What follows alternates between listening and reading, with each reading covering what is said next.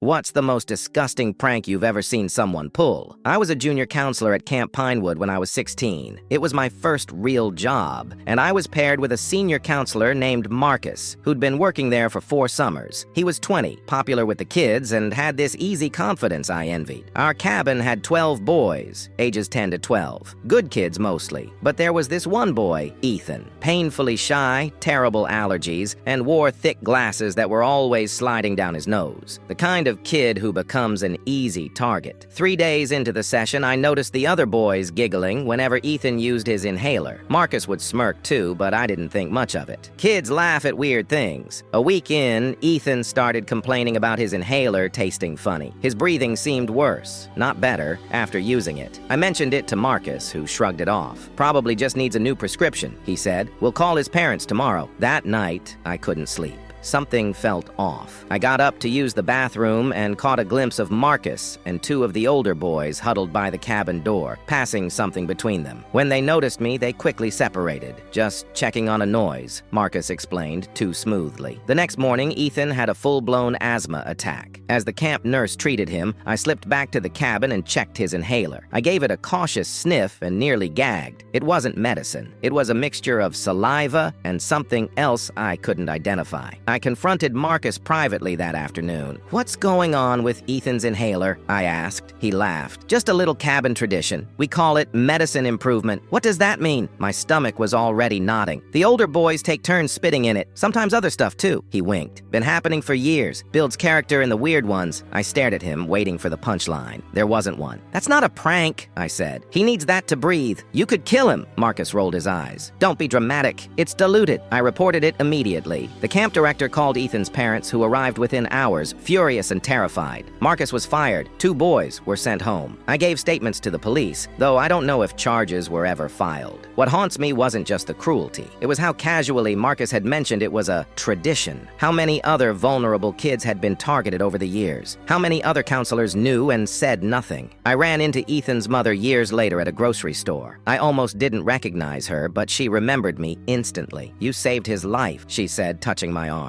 The doctor said with his particular allergies, what they put in that inhaler could have closed his throat completely. I asked about Ethan. He was in college now, studying computer science. Still shy, but doing well. "He doesn't go to camps anymore?" she added quietly.